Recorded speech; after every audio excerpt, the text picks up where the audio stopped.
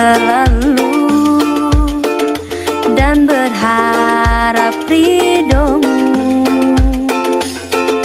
Kagumi kebesarannya, pencipta alam semesta, zat yang maha sempurna, tak ada yang menandinginya. Awali kebaikan dengan bismillah, serahkan semua padanya semata. Akhiri ucapan alhamdulillah, segala puji hanya milik Allah.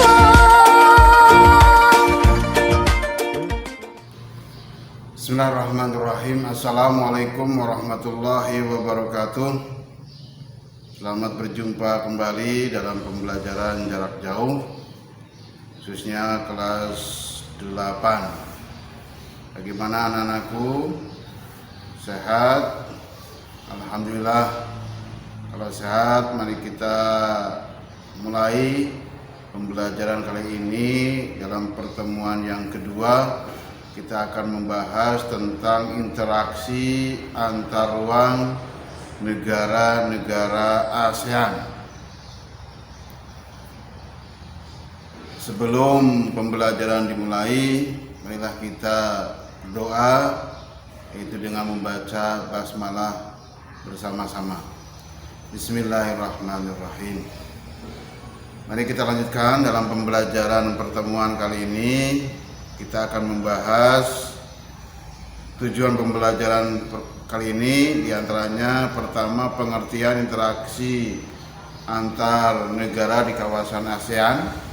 Yang kedua, faktor pendorong dan penghambat kerjasama ASEAN. Ketiga, bentuk-bentuk kerjasama negara-negara ASEAN. Keempat, pengaruh kerjasama antar ruang negara-negara ASEAN dan upaya peningkatan kerjasama antar negara ASEAN. Itu yang kita bahas pada pertemuan kali ini. Untuk lebih jelasnya, kalian bisa saksikan materi berikut ini.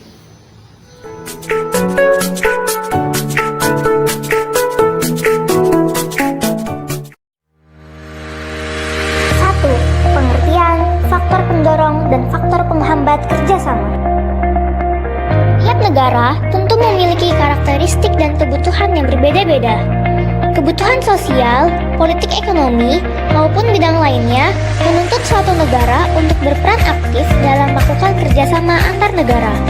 Dapat disimpulkan bahwa kerjasama adalah menjalin hubungan dua negara atau lebih demi mencapai kesepakatan. A. Faktor pendorong. 1. Kesamaan dan perbedaan sumber daya alam. Beberapa negara penghasil minyak bumi membentuk suatu kerjasama yang diberi nama OPEC. Perbedaan sumber daya alam di setiap negara ASEAN juga menghasilkan kerjasama. Indonesia mengekspor hasil pangan ke Singapura. Indonesia juga mengimpor beras dari Myanmar dan Thailand. 2. Kesamaan wilayah kondisi geografis. Beberapa negara di suatu kawasan pada umumnya mengadakan kerjasama untuk menjaga stabilitas dan keamanan negara. B. Faktor penghambat. 1. Perbedaan ideologi negara. Ada beberapa negara yang tidak membuka dirinya terhadap negara lain. Oleh sebab itu, negara tersebut tidak bisa bekerja sama dengan negara lain. 2. Konflik dan peperangan. Konflik yang terjadi dalam dua negara atau lebih memunculkan perselisihan, pertikaian, dan perpecahan di antara dua pihak negara. Hal itu mengganggu kestabilan negara sehingga akan menghambat kerjasama. 3. Kebijakan protektif. Kebijakan protektif adalah kebijakan untuk melindungi industri dalam negeri.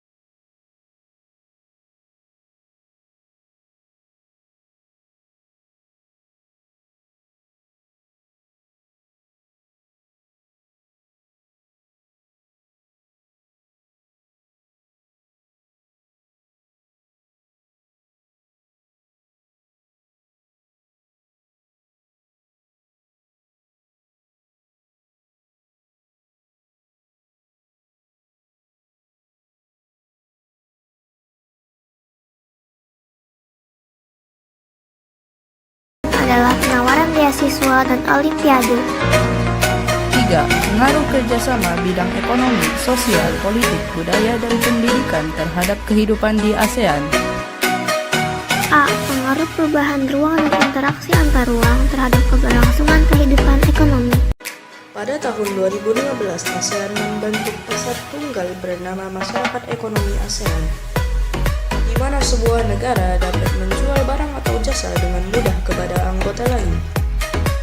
MEA tidak hanya membuka arus perdagangan barang atau jasa, tetapi juga pasar tenaga kerja profesional seperti dokter, pengacara, akuntan, dan lainnya. Kondisi ini dapat membuka peluang pekerja asing untuk mengisi negara yang kekurangan sumber daya manusia. Pembukaan MEA ini membawa manfaat yang besar. Salah satunya adalah menciptakan lapangan kerja baru.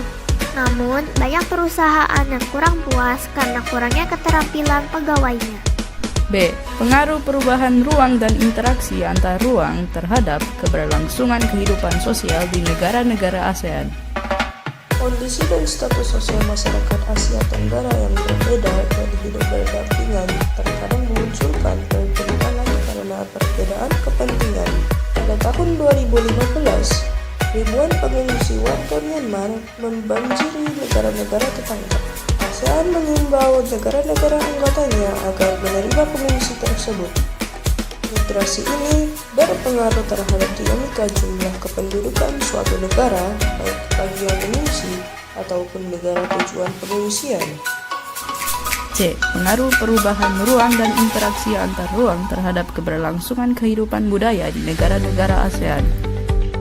Seiring dengan berjalannya waktu, kerjasama budaya ASEAN telah mengalami banyak kemajuan.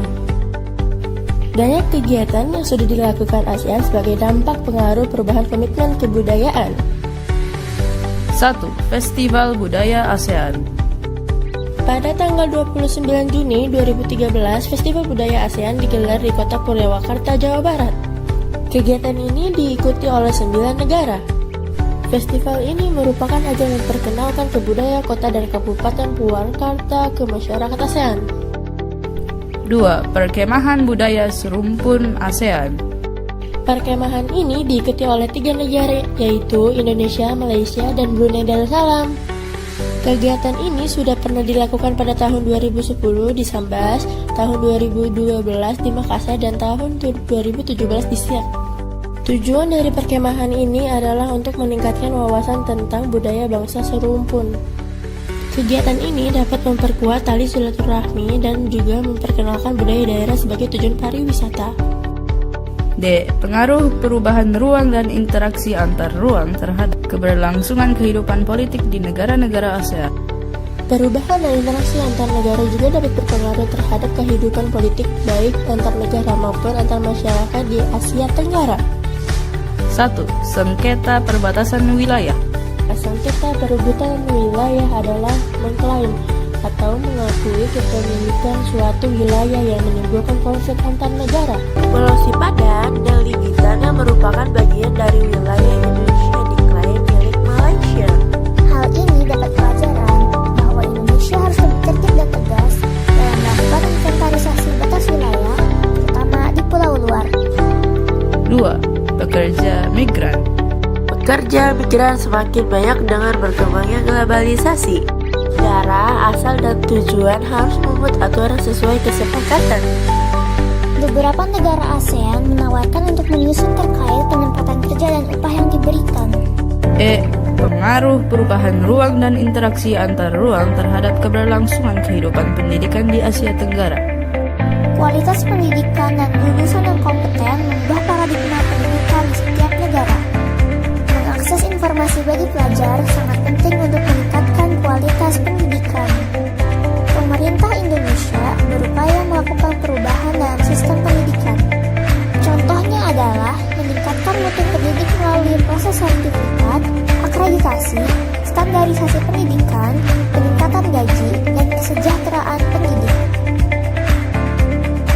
4. Upaya-upaya meningkatkan kerjasama di antara negara-negara ASEAN.